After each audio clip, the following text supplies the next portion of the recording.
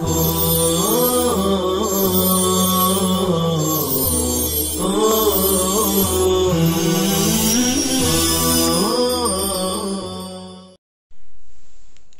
للہ وکفا وسلام علی عباده الذین اصطفى اما بعد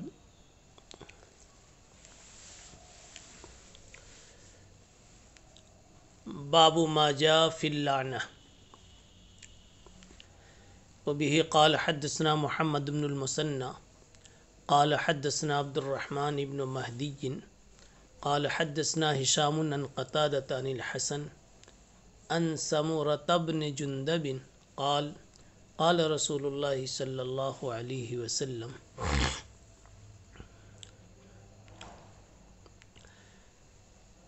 لا تلاعنوا بلعنة الله ولا بغضبه ولا بالنار.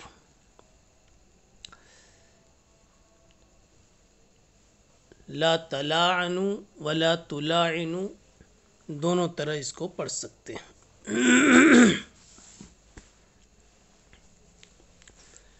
یہ عنوان ہے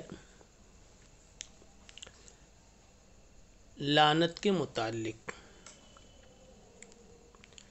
لعن یلعن کا معنی ہے لعنت کرنا، یعنی اللہ کی رحمت سے دور کرنا یا دور ہونے کی کسی کو بد دعا دینا.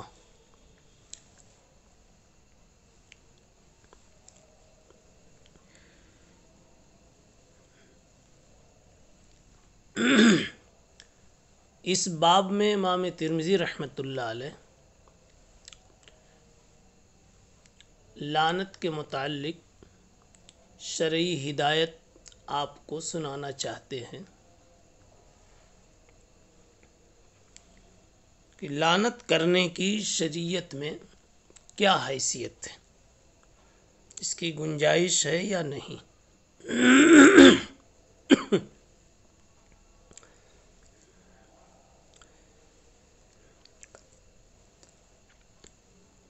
پہلے تو لعنت کے اسباب معلوم کر لیے جائیں.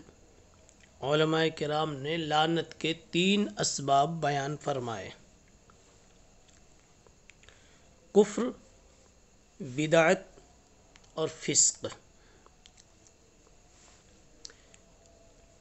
یعنی اگر لعنت کی کہیں گنجائش ہے تو ان 3 اسباب میں سے کسی ایک سبب کی وجہ سے، مثلا کسی آدمی میں کفر ہے، بدعت ہے یا فسق ہے. لیکن اس کی تفصیل پھر آگے جاننا ہے کہ ان اسباب کے پائے جانے کے بعد لعنت کی اجازت ہوتی ہے یا نہیں.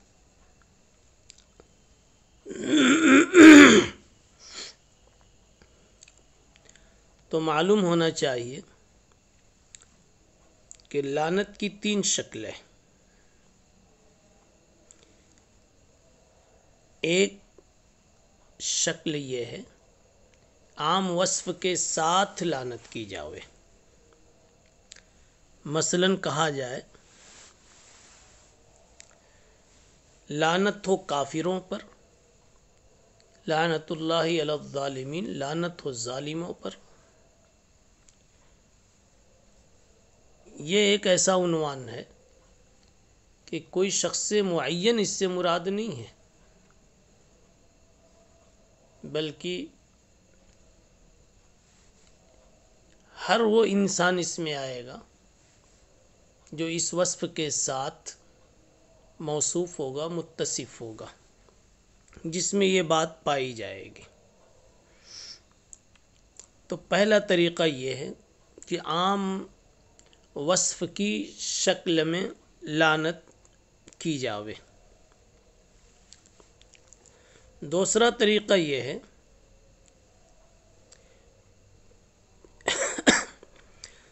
کہ کسی وصف کے تحت پائے جانے والی کسی خاص جماعت پر لعنت کی جاوے. مثلا یہود و نصارہ پر لعنت کی جاوے،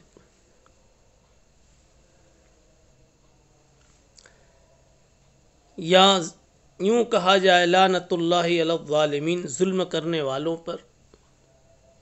ایک نوع ہے، ایک قسم ہے. اس طرح اگر لعنت کی گئی، یعنی خواہ پہلی شکل میں وصف عام کے ذریعے سے، یا دوسری شکل میں کہ وصف عام کی کسی نوع خاص کو ذکر کر کے، ان دونوں شکلوں میں لعنت کی اجازت ہے، یہ دونوں شکلیں جائز ہیں.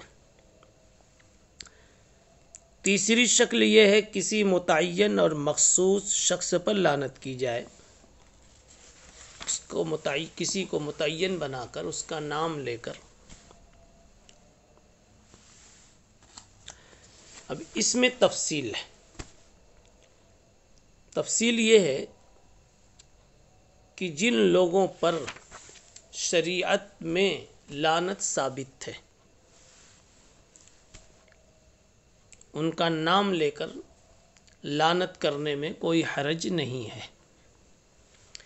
مثلا فرعون، ابو جہل وغیرہ،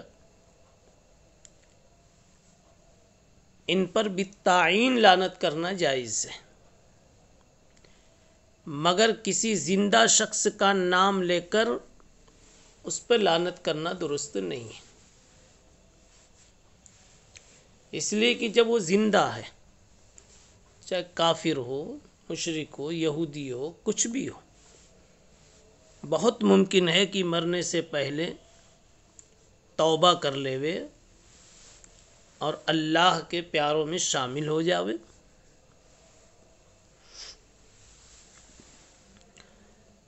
اس لیے کسی بھی زندہ پر لعنت کرنے کی اجازت نہیں ہے.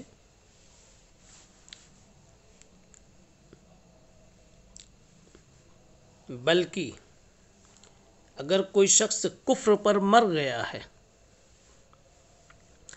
لیکن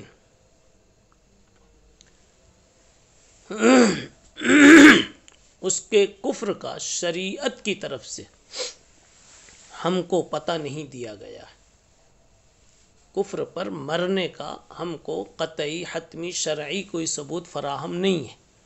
مثلا آج کے دور کا کوئی شخص کفر پر مر جاوے تو یہ اور سی بات ہے کہ بظاہر وہ کفر پر مرا ہے، پھر بھی بالتعیین نام لے کر اس پر لعنت کرنا جائز نہیں ہوگا. اس لیے کہ ممکن ہے کہ اس نے کسی وقت کلمہ پڑھ لیا ہو اور ہم کو اور آپ کو اس کا پتہ نہ ہو. الغرض اس طرح سے لعنت کے سلسلے میں یہ چند تفصیلات ہیں، اور یہی حال غضب کا بھی ہے. کسی بندے کے لیے غضب الہی کی کوئی بد دعا نہیں کرنی چاہیے، اس سلسلے میں بھی اسی قسم کی تفصیل کر لینی چاہیے. وفی الباب عن ابن عباس و ابی ہریرہ و ابن عمر و عمران ابن حسین. اوپر روایت میں بتلایا گیا اللہ کی لعنت اور اللہ کے غضب اور جہنم کی بد دعا کسی کو مت دو. اس باب میں حضرت عبداللہ ابن عباس، ابو ہریرہ، ابن عمر، عمران ابن حسین رضی اللہ عنہم سے بھی روایات ہیں. عبداللہ ابن عباس کی روایت کو امام ترمذی رحمۃ اللہ علیہ نے ایک جگہ نقل کیا ہے. حضرت ابو ہریرہ کی روایت کی تخریج امام مسلم نے کی ہے. وابن عمر، عبداللہ ابن عمر کی روایت بھی امام مسلم نے نقل فرمائی ہے. اور عمران ابن حسین کی روایت کو امام مسلم رحمۃ اللہ علیہ نے ذکر کیا۔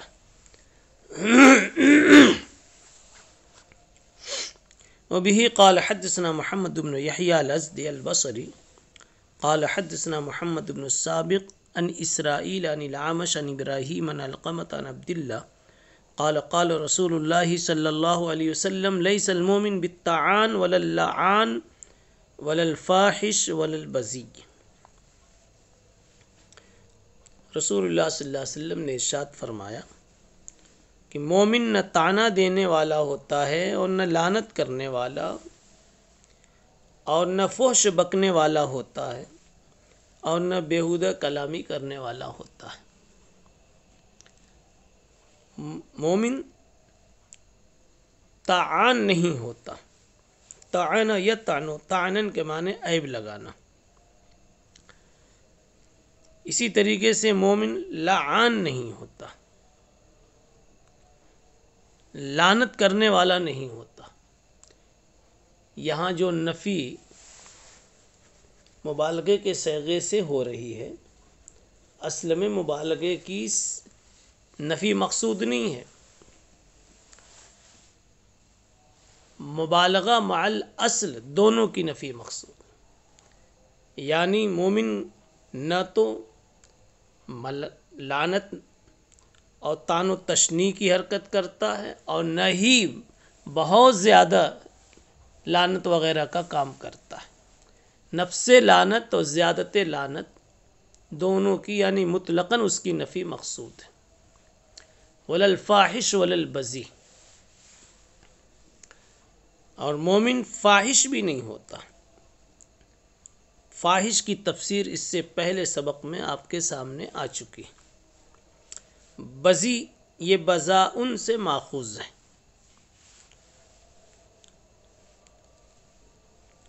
علماء کرام نے بتلایا بذیء کی تحقیق میں کہ فحش قولی کے لیے اس کا عام طور پر استعمال ہوتا ہے، تو گویا بذیء بھی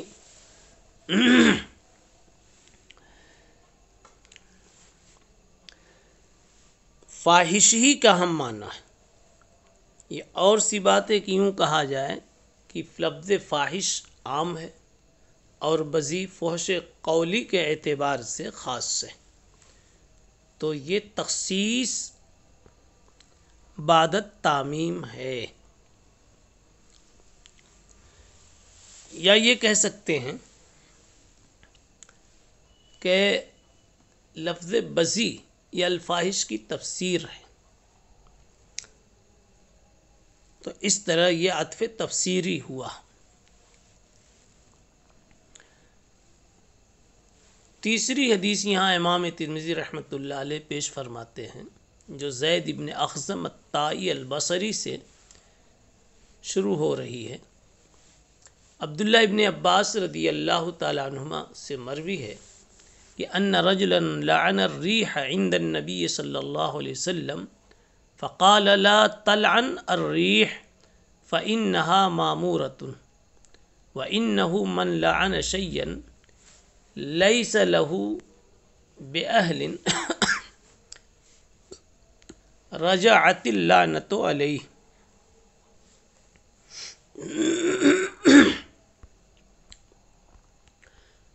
عبداللہ ابن عباس رضی اللہ عنہ فرماتے ہیں ایک شخص نے ہوا پر لعنت کی۔ نبی پاک صلی اللہ علیہ وسلم وہاں موجود تھے، تو آپ نے اس وقت منع فرمایا۔ آپ نے فرمایا ہوا کو ملعون مت کہو، لا تلعن الریح، ہوا پر لعنت مت کرو۔ فإنها مامورہ، اس لیے کہ ہوا کو تو حکم دیا گیا ہے اوپر سے، وہ اپنے اختیار سے تو نہیں چلتی۔ وَإِنَّهُ مَنْ لَعَنَ شَيْئًا لَيْسَ لَهُ بِأَهْلٍ رَجَعَتِ اللَّعْنَةُ عَلَيْهِ۔ ہوا کو اللہ کی طرف سے حکم ملا ہے اس لیے ہوا چلتی ہے، وہ چاہے آپ کی پسند میں ہو کہ نہ ہو۔ اور جو شخص کسی ایسی چیز پر لعنت بھیجے جو اس لعنت کی مستحق نہیں ہے تو وہ لعنت اسی کی طرف واپس لوٹ جاتی ہے۔ اس روایت سے معلوم ہوا کہ جب ہوا پر جو جمادات کی قبیل سے ہے، غیر ذی روح ہے، اس پر لعنت جائز نہیں ہے، تو حیوانات پر لعنت کرنا تو بدرجہ اولا جائز نہیں، یعنی نہ تو حیوانات پر جائز ہے نہ جمادات پر جائز ہے، اس لیے کہ یہ چیزیں مستحق لعنت نہیں ہوتی، ان کا کوئی عمل اپنے اختیار سے نہیں ہوتا ہے۔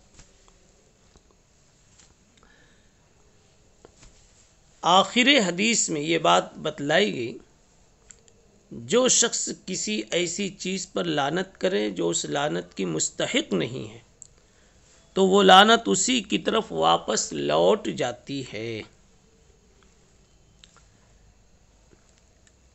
یعنی لعنت کا لفظ اگر زبان سے نکلا آپ کے تو اب وہ بے معنی نہیں ہوئی، کسی نہ کسی جگہ وہ چپک کر رہے گی۔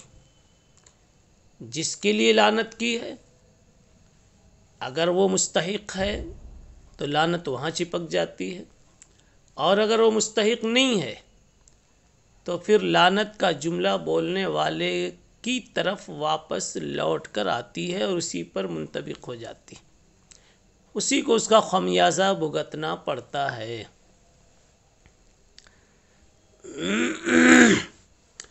ھذا حدیث غریب حسن، یہ حدیث غریب ہے اور حسن ہے۔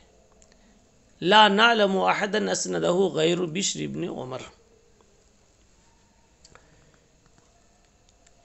ہم نہیں جانتے کسی کو جس نے اس حدیث کو پوری سند کے ساتھ پیش کیا ہو بشر بن عمر کے علاوہ۔ علامہ مندری یہاں فرماتے ہیں کہ گو اس کے راوی صرف بشر بن عمر ہیں، جن سے امام بخاری اور مسلم نے استدلال کیا ہے، یعنی اس کی روایت کو معتبر مانا ہے۔ گو کہ صرف یہی ہیں، لیکن چونکہ امام بخاری اور مسلم نے استدلال کیا ہے لہذا یہ روایت بھی صحیح ہے۔ امام ترمذی یہ لا کر کے یہ بتانا چاہتے تھے کہ اس غریب روایت ہے، اس لیے کہ صرف بشر بن عمر زہرانی نے اس کو نقل کیا ہے، لیکن چونکہ بشر بن عمر سے شیخین نے روایت لی ہے لہذا یہ روایت بھی معتبر ہے۔